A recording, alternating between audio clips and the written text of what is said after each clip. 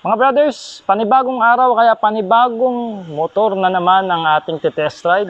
Walang iba mga brad, ang bagong 500cc ng FKM. Ito nga yung Express 500 Racer na isang cafe racer na motor. Pero bago tayo magpatuloy mga brothers, para sa mga solid natin dyan na brothers na gustong suporta ng ating YouTube channel, mag-subscribe at huwag niyo pong skip ang ads. At kung dito naman kayo sa Facebook nanonood mga brothers, mag-follow na po kayo at i-share niyo naman ang ating episode at salamat na agad. So mga brad, huwag na natin patagalin ito. Let's go sa go! Get ready. Drop the beat.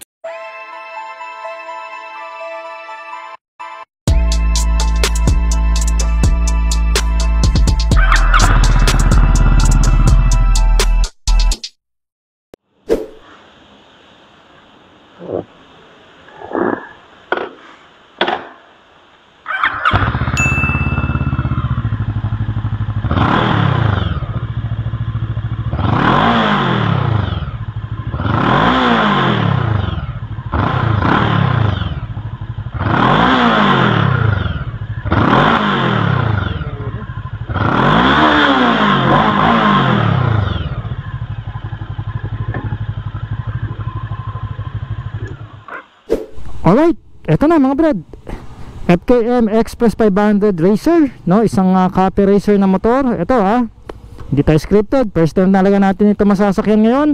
At syempre gusto ko mga brad, kasama kayo. So ito na, start natin. Ayun, ayusin na natin yung side mirror mga brothers. Alright, okay naman na.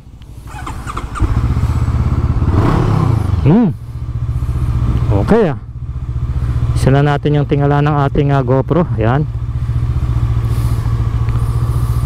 Right.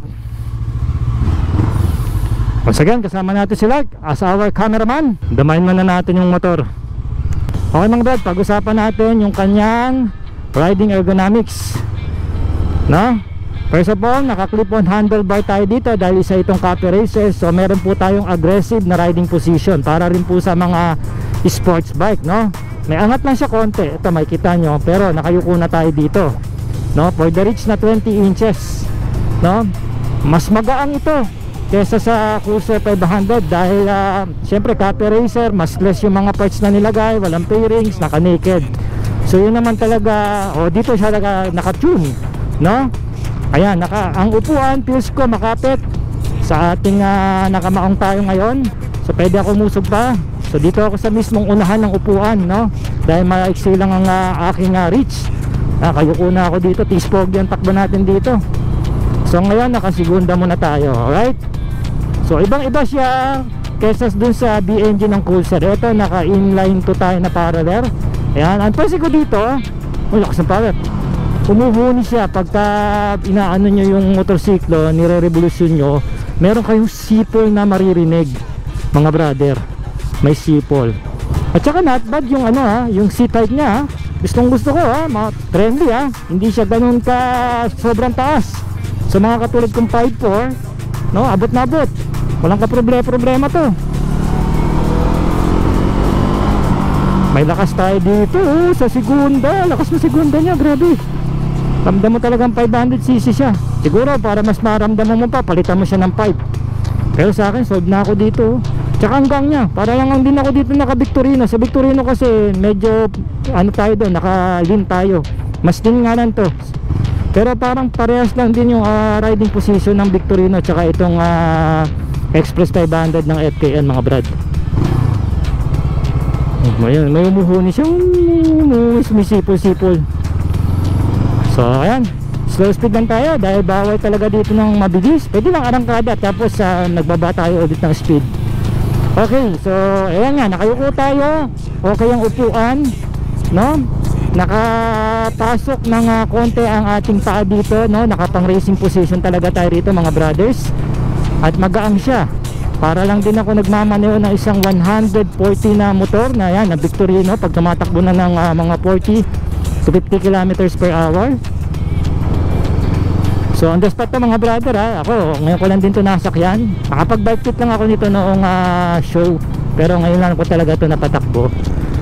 Vibration naman, hindi naman ganun ka-vibrate. Maganda yung engine balancer ng makina.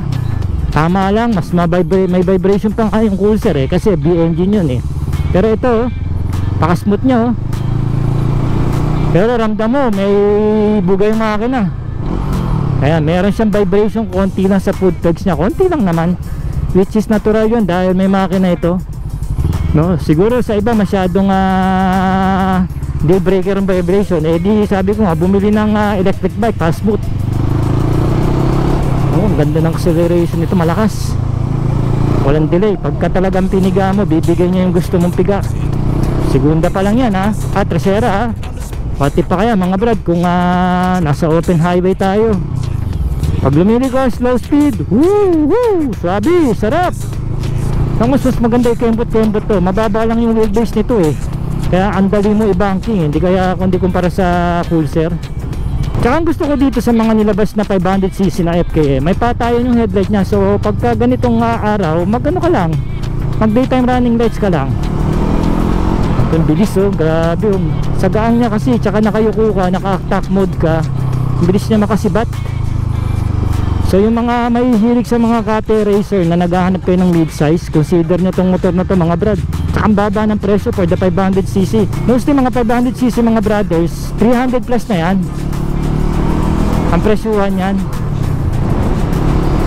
Pero itong mga nilabas ng FKM, below 300 300 plus na, no? Pag 500cc pataas, 300 plus na yan. Yan ang ano niya, presyuhan niya. Kahit tumingin kayo sa mga iba, Japanese, China brand, European brand, ako sigurado maganda response ng preno, swabe. By the way, naka dual channel ABS tayo rito. Arangkada check, malakas talaga, iba yung acceleration nito kaysa sa Pulsar. Saka yun, attack mode,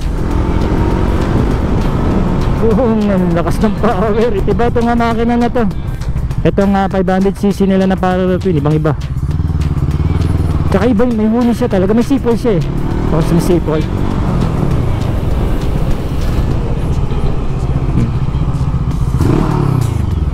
Okay, kahit naka ano lang siya, naka-crank firing ng 190, hindi niya magtunog. Oh, sabi, sigurado lagi kayo mabilis dito kasi aggressive yung position niya eh. Suspension okay, ang bouncing,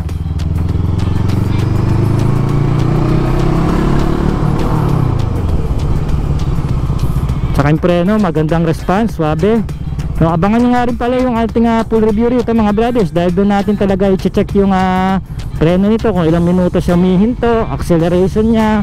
Ito initial impression lang mga brother, para lang ma-feel natin yung motorsiklo. Tsaka siyempre may idea na rin kayo sa mga gusto magpa-reserve dyan ng mga motor ng FKM. Ito especially itong 500cc series nila, goods to.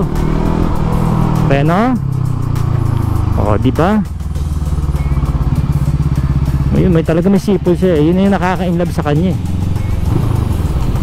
Yun. Alright mga brad, solid na nga ang test ride natin dito kahit sandali, nakakabitin. Yes indeed, at nakita nyo na nga ang ating initial impression ride para dito sa Express 500 Racer ng FKM. Ngayon naman mga brad, ang presyo nito meron itong cash price na 268,000 pesos. Hindi pa po available ang in-house financing natin dito mga brothers, pero pwede na po kayo magpa-reserve ng 10,000 pesos para po ma-secured ang unit nyo. Ngayon naman kung gusto nyo mag-avail ng financing, available na ito sa YL Finance. PM nyo lang po ako for the details. At sino ba nagustuhan dito mga brothers ang Copy Racer na ito? Mag-comment naman kayo ng yes, at abangan nyo pa mga brothers dahil meron pa tayong mga re-reviewin na 500cc ng FKM. Yan nga ang Express 500 Scrambler. So mga brothers, ride safe and cheers! Every tip, gonna take it, cook it, shake it, bake it. Every flavor, every tip, gonna take it, cook it, shake it, bake it. Every flavor, every tip, gonna take it, cook it.